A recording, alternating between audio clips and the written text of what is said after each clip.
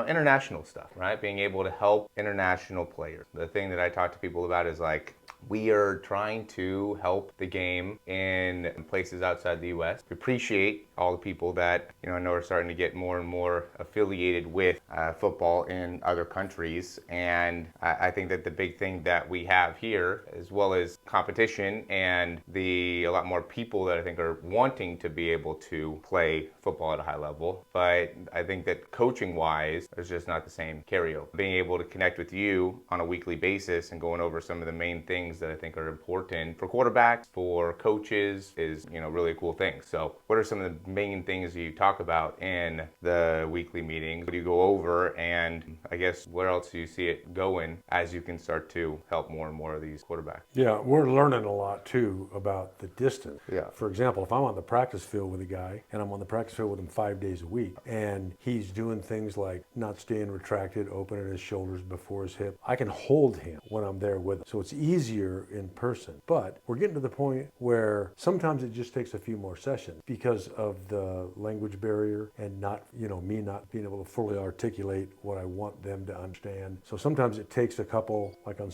some of the drills especially. So we're trading film back and forth all the time. Yeah. So even though we just meet once a week and they're throwing 3 days a week, there's still drills that we do in the weight room. There's a lot of value in just having an idea of where to start and then solving the problems as they come. People that he's working with right now are mostly quarterbacks. When we first started doing this, it was kind of the idea of being able to provide information for really more of a coach, and how you'd run practices, how you would set up different drills and angles and leverage and tackling. And even in America here, there's been a lot of changes in the past 5 to 10 years as the game has started to change, and we got more information about protecting the athletes when it comes to head injuries and things like that. A lot of the things that you can do and can't do in terms of tackling have been adjusted. Maybe getting into some of the things that we can do when it comes to coaches and helping them run a more effective practice, and even being able to work with individual positions, how the meetings can help. There's a lot to that. It'd be great to have enough coaches with the time and the interest to be able to do more of that,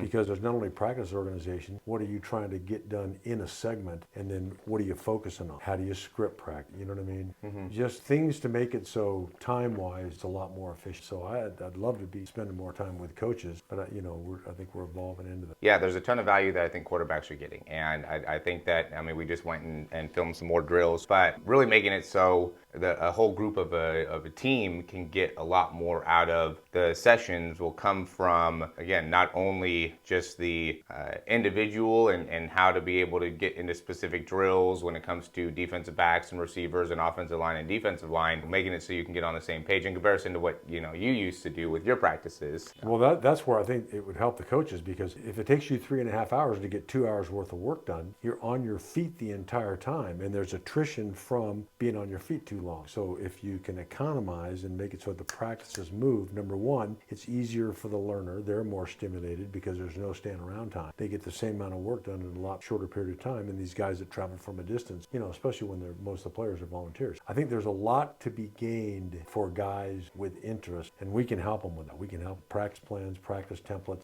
understanding how the year changed. So heavy on fundamentals and everyday drills at the beginning, those eventually shorten down into smaller time segments because you're lengthening 7-on-7 team time. Those beginning of the year, we're not doing very much team time. End of the year, we're doing almost all team time. Yeah. So there's an evolution. So how you look at the whole year, how you look at the individual day, how you prepare for big games, games that you should win easily, there's a difference. And I think we can help guys with that too. Yeah. And that's really, again, that's what we want to be able to do here with this.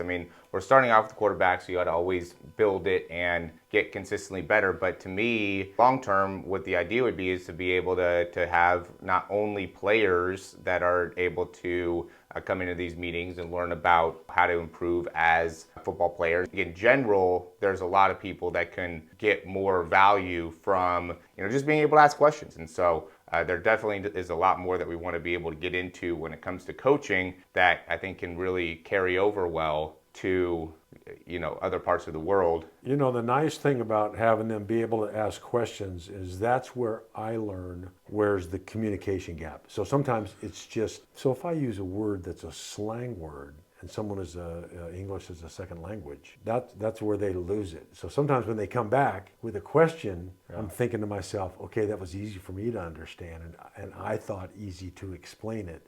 So that helps. And those are the bugs that we're working out right now. Still, we're making great gains. And still, we got some guys that are really making big changes, and that's exciting. Because they want to do it, and we want to help them do it if this is what they're interested in. And I'm glad these countries are playing football. Football is one of the things that's helped made America great. You know what I mean? It's developed leadership, and that's really what it's for. And it's a tough guy game.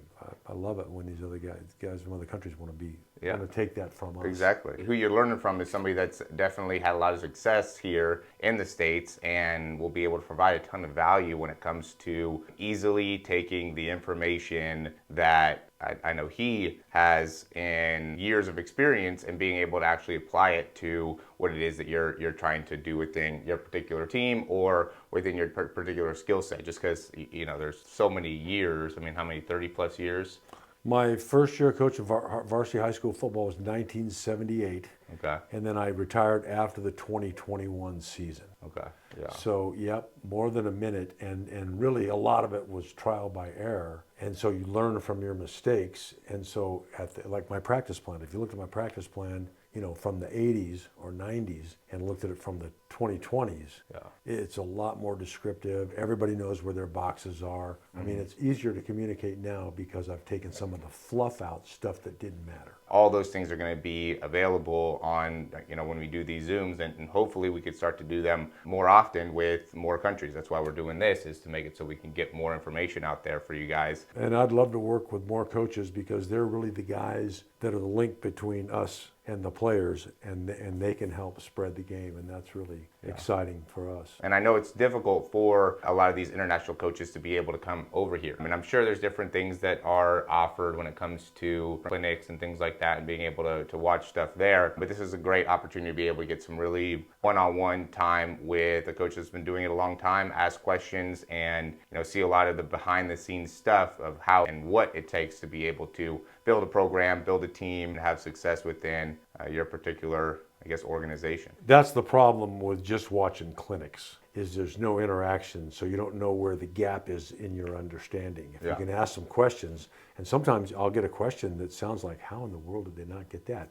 They didn't get that because I wasn't able to explain it, you know, 8,000 miles away well enough, which we're getting better at. So I think that's the value of having, you know, the back and forth, is we can answer some of those questions. And if you didn't get it, you didn't get it. Let's help you get it, not, you know, what did you say? Exactly. If you're interested, you can go and sign up. We'll have either a link down below or some type of form that you could fill out to make it so we could start getting you on these Zooms. This is something that we're mostly doing for international guys. Right now we do them Thursdays. We'll probably end up doing more times per week and getting everybody set up on WhatsApp so you guys could all communicate and be able to figure out something that works best. So yeah, thanks for watching, guys. Check out the link. I don't know if you have any closing statements. No, and the good thing is we have the Zooms, and then in between, when I can get film, I'll send notes back on the film. So I get midweek stuff, because it doesn't take me very long to look at the film, and then say, okay, we want to keep focusing on this. There's a lot of different parts to the throw, for example, with quarterbacks.